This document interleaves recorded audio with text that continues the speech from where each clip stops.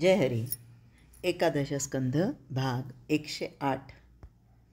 7व्या अध्यायामध्ये आपण कर्म, अकर्म आणि विकर्म याबद्दल पाहतोय. भगवंतापासून जो विभक्तपणे वेगळा असतो त्याला अयुक्त म्हणतात. स्वतःचं खरं स्वरूप विसरल्यानं नानात्वामुळे त्याला भेद भासतो. आत्मस्वरूपाचा विसर पडल्यानं त्याच्या भरात मिथ्या खेद खरेपणानं भासतो. मग त्या भेददृष्टीच्या संचारानं गुणदोष हटकून दिसू लागतात. वास्तविक शुद्ध स्वरूपामध्ये गुणदोष दिसायला मुळी जागाच नाही, कारण ते अभेदरूप आहे. भेद निर्माण होऊन प्रबल झाला म्हणजे गुणदोष दृष्टी उत्पन्न होते. तसंच त्या भेददृष्टीमुळे कर्माकर्माची त्रिपुटी वाढून घट्ट होते. कर्म, अकर्म, विकर्म, स्वकर्म, जन्ममरणादी धर्म वगैरे वगैरे भेदानेच निर्माण होतात. म्हणून भेददृष्टीनं मोठं नुकसान होतं. कर्माने आणि विकर्माने नरक यातना भोगाव्या लागतात. काम्य म्हणजे सकाम कर्माने स्वर्गात जावं लागतं. हे लक्षात आणून कर्म करूनच कर्माच्या बंधनातून मुक्त व्हावं आणि समाधान प्राप्त करून घ्यावं. मी देह आहे या सूक्ष्म स्फूर्तीचं जे भान ते कर्माचंच मूळ.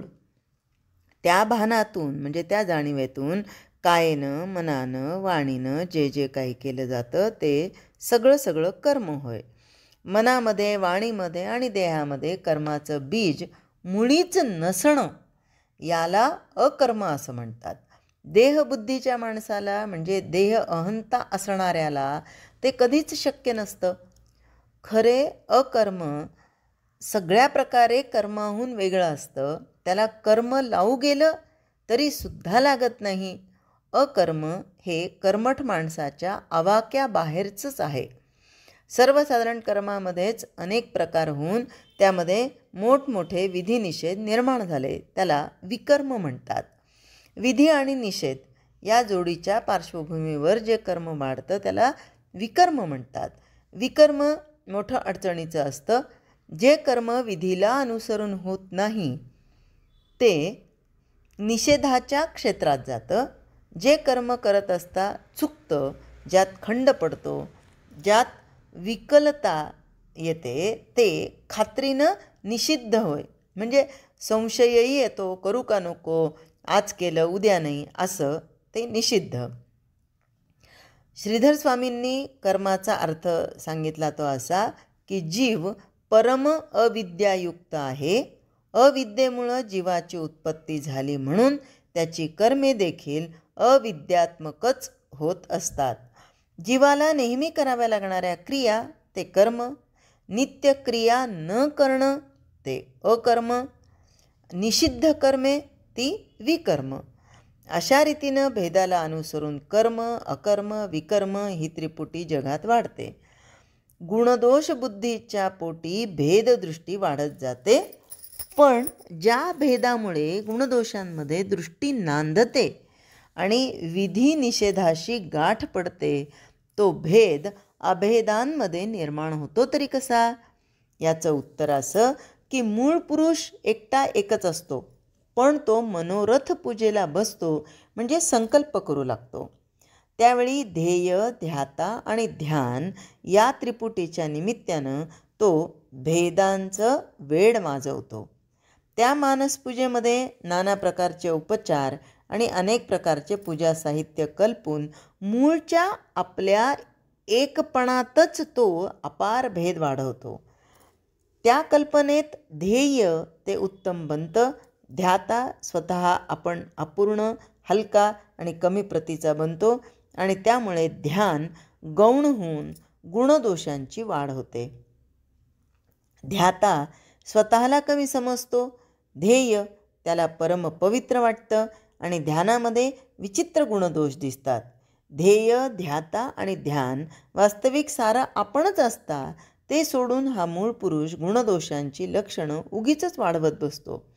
अशा रीतीनं ध्यानाच्या दृष्टीनं तो आपणच आपल्या पोटामध्ये भेददृष्टी वाढवतो, गुणदोष निर्माण करतो. ही सारी सृष्टी भेदातून वाढलेली आहे. त्या भेदामध्येच कर्माच्या त्रिपुटीचं मूळ आहे. मग यासाठी काय करायला पाहिजे, तर यासाठी दृश्य जिंकता आलं गेलं पाहिजे. आता दृश्य कसं जिंकायचं, तर मनाला इंद्रिय सुखाची चटक असणं हे देहबुद्धीचं व्यक्त स्वरूप आहे. म्हणून देहबुद्धी नाहीशी करण्यास इंद्रियांचा निग्रह करणं अत्यंत आवश्यक असतं. ज्यांना इंद्रियांना आवरता येतं किंवा इंद्रिय दृश्य भोगत असता मन तिथून काढून घेता येतं, ते उत्तम साधक असतात, यात अजिबात शंका नाही. पण सामान्य माणसाचं मन दृश्यांनी इतकं काठोकाठ भरलेलं असतं की दृश्यातून बाजूला सरण्यास त्याला अवकाशच उरत नाही. अशा लोकांसाठी उपासनेचा एक अप्रतिम प्रकार नाथांनी इथे सांगितला आहे.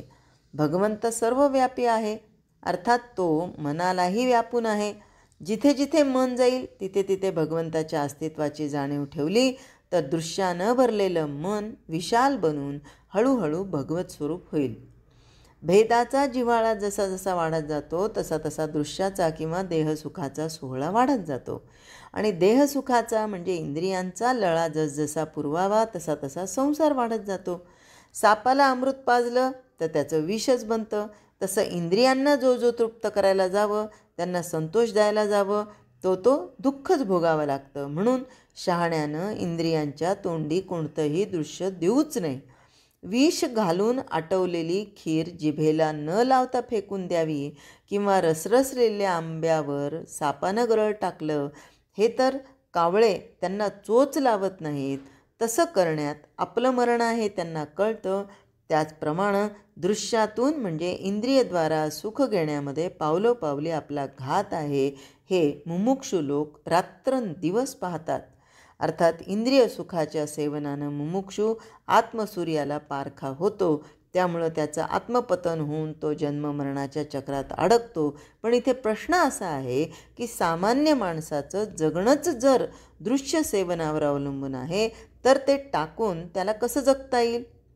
तर याचं उत्तर असं की इंद्रियांवर नियमानं बंधन घातलं तर चित्त आपोआप शांत होतं. अशा रीतीनं इंद्रिय आणि मन दोन्ही ताब्यात येतात आणि दृश्याचा उत्तमोत्तम तसाच सोपा त्याग होतो. थोर योगी असं सांगतात की इंद्रिय दृश्याच्या समुदायात असेनत का, आपलं मन मात्र त्यामध्ये शिरू नये असं करणं देखील सर्वतोपरी त्यागच होय. आता हे जे आत्ता आपण पाहिलं त्यातून नाथांची अत्यंत समतोल जीवनदृष्टी त्यांनी इथे स्पष्ट केली. ती अशी की अगदी मोठा त्रिदंडी संन्यासी जरी झाला तरी भूक लागली म्हणजे त्याला खायला लागतं, तहान लागली म्हणजे त्याला पाणी लागतं, रस्त्याने चालताना त्याला आजूबाजूला पाहावं लागतं आणि माणसांचं बोलणं ऐकावंच लागतं. अर्थात कुणालाही जगायचं असेल तर किमान इंद्रिय व्यापार केल्या वाचून गत्यंतर नसतंच. फरक इतकाच आहे की देह भगवंताला वाहिल्यावर तो जिवंत ठेवण्यासाठी खरा साधक इंद्रिय व्यापार करतो आणि खरा प्रापंचिक केवळ इंद्रिय सुखासाठी तेच व्यापार करतो. इंद्रिय सुखाची गंमत अशी आहे की त्याचा अतिरेक केल्याशिवाय त्यांच्यात खरी मजा येत नाही. म्हणून इंद्रिय भोगावर नियमांचं बंधन घातलं तर ते भोगून न भोगल्यासारखे होतात. नाथ महाराज इथे सांगतात की यावर कोणी म्हणेल की मनाला दृश्याचं बळ आहे म्हणून दृश्याच्या चिंतनानं ते चंचल बनतं, अर्थात ते निश्चल होणं शक्य नाही. याचं उत्तर असं आहे की भगवंताचं स्वरूप सर्वव्यापी आहे. ते मनाच्या आत आहे तसं बाहेरही आहे. अर्थात दृश्याच्या नादी लागून जिथे जिथे मन जाईल तिथे तिथे भगवंताचं स्वरूप असतं. मनाला भटकायला भगवंताशिवाय रिकामी अशी जागाच नाही. ते स्वदेशी राहो की परदेशी राहो, रात्रंदिवस ते भगवंताच्या आतच असतं. अशा रीतीनं जिकडे तिकडे निरंतर आत्मस्वरूपच पाहत गेलं तर आपलं मन आपोआप विशाल बनेल. मग आपल्या मनातच हे सारं जग आधीपासून अंतापर्यंत दिसू लागेल. शिवाय आपलं जीवस्वरूप पूर्णपणे चैतन्यमय आहे हे सारं जग त्याच्यामध्येच पाहायचा अभ्यास केला तर सगळं जगच आपलं निर्व्यंग अंग होऊन जाईल. चर आणि अचर, लहान आणि मोठा जे जे काही जगात आहे ते सगळं आपण आपल्या जीवस्वरूपात पाहावं.